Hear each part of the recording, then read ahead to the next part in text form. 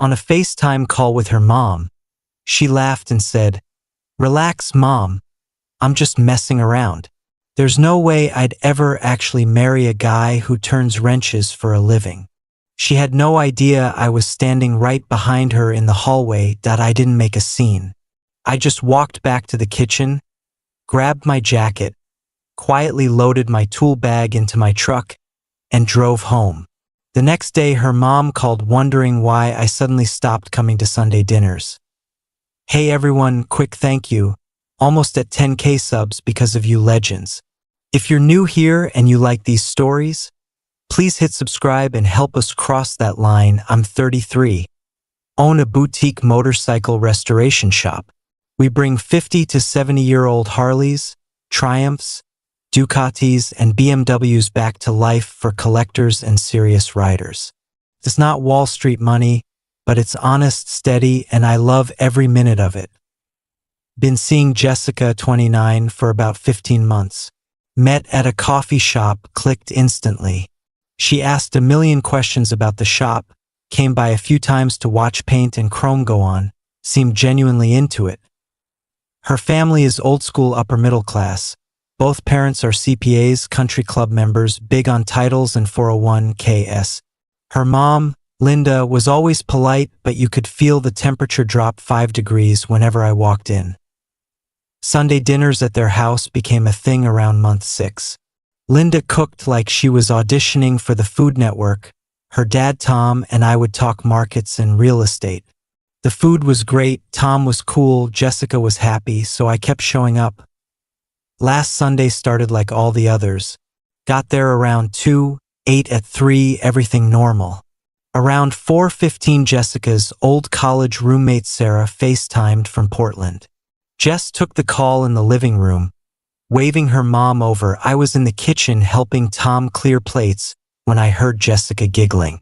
I walked toward the hallway to grab my jacket and froze. Sarah must have asked who I was because Jessica dropped her voice, but not enough, and said, "Oh, him? He's fun for now, Mom. Don't worry. I'm just having a good time. I'd never actually marry a mechanic." Linda actually laughed and replied, "Thank goodness. I was getting nervous. Can you imagine him at the firm's holiday party covered in engine grease?" I stood there for maybe 5 seconds. No rage, no heartbreak, just instant clarity. Everything made sense. I turned around, told Tom I had an emergency at the shop, slipped out the back door, and left. Got home, cracked a beer, and just sat there processing. 15 months of, I love your work, meeting friends, talking vacations. She'd been keeping me on a shelf until something better came along. Monday morning, I'm at the shop early, tearing down a 71 shovelhead. Jessica texts at 10, "Hey babe, you disappeared yesterday. Everything okay?" "Yeah, just slammed with this build. Dinner tonight? Gonna be late here." She let it go. Probably thought her little secret was still safe. Tuesday night she calls, "Mike, what's going on? You've been weird since Sunday. Just deep in this restoration. When can I see you? I'll let you know when I come up for air." She sounded confused but didn't push. Wednesday and Thursday I quietly collected everything I'd left at her place over the months. Tools, battery charger, spare coveralls, the emergency contact forms I'd stupidly listed her on at the bank, and insurance. Friday morning, Linda calls me directly. First time ever. "Mike, Jessica said you two had a fight. What happened? We missed you at dinner." "No fight, Linda. Just realized my schedule doesn't really allow Sunday dinners anymore." "That's very sudden. Did we offend you?" "Nope. Just being honest with my time." I hung up before she could dig deeper. Friday afternoon, Jessica walks into the shop looking irritated, still in her office clothes. "Mike, we need to talk." "About?" "My mom says you're not coming to dinner anymore. Are you breaking up with me?" "I've just been thinking about long-term compatibility." "What does that even mean?" We've been together over a year. Have we? Or have you been keeping me around until someone more suitable showed up? Her face went white. Mike, I heard you Sunday, Jessica. Loud and clear. I'd never marry a mechanic. Grease monkey at company events. Ring any bells? That came out wrong. I was just trying to get my mom off my back. You were being brutally honest when you thought I couldn't hear you.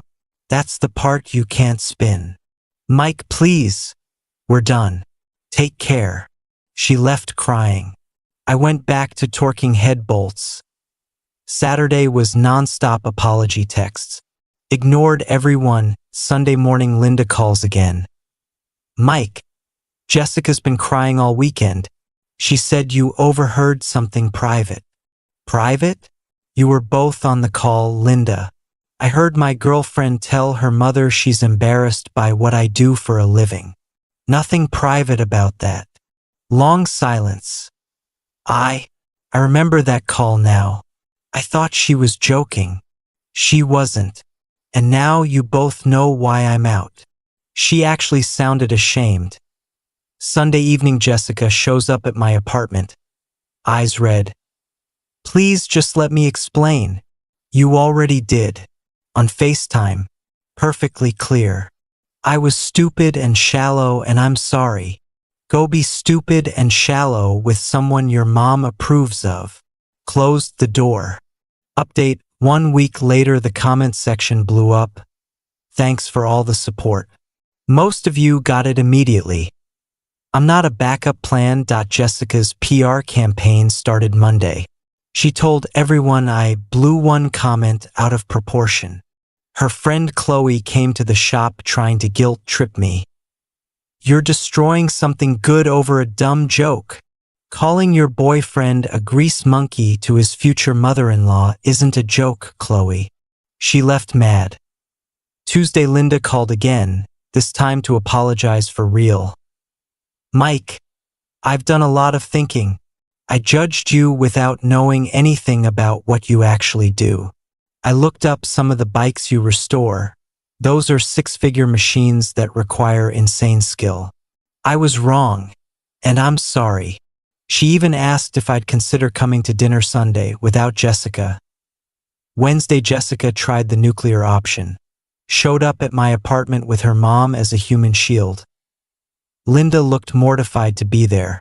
Jessica tried blaming family pressure. Linda shut it down on the spot. I never once told you to date an accountant, Jessica. I told you to date someone kind who has his life together. Mike checked both boxes. Jessica's whole narrative collapsed in real time. Thursday Tom called. Mike, you're still welcome here anytime. Linda feels terrible, and honestly I always liked shooting the breeze with you. Beer's cold Sunday if you want to come. I told him I'd think about it. Friday Jessica's final Hail Mary. Walked into the shop holding a ring box like it was a winning lottery ticket. Mike, I want to marry you. I bought this to prove I'm serious. My guy stopped working and just stared. So 2 weeks ago you said you'd be embarrassed to bring me to a Christmas party, and today you're proposing to the same guy? I was wrong. I love you. No, Jessica. You love the idea of not looking like the bad guy. Answer's no. She left with the ring and a lot less dignity. Sunday I actually went to Tom and Linda's for dinner. Jessica wasn't invited. It was the most relaxed I'd ever been in that house. Great steaks, good conversation, zero tension. Before I left, Linda pulled me aside. You handled this with more class than most people ever would. We both respect you for it. Tom raised his glass. To guys who build beautiful things and know their worth. 1 month later, final update shops busier than ever. Tom sent 2 of his country club buddies my way, both with barn-find Harleys that need love. Jessica tried one last time with a business investment pitch. I laughed and told her I don't need pity money from someone who thinks my job is beneath her. Word spread in their circle. People heard exactly what she said, and they heard how her parents reacted. Jessica's the one getting side-eye at family events now, while Tom brags about that sharp mechanic who does museum-quality restorations. I've been hanging out with Sarah, a trauma nurse who rides a restored 78 CB750. First time I told her what I do, she asked if she could come watch a tank get painted. No judgment, just curiosity and respect.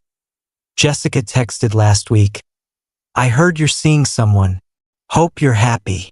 I didn't reply, but yeah, I am. The best revenge wasn't yelling or drama. It was quietly walking away, keeping my dignity, and letting her own words do all the damage.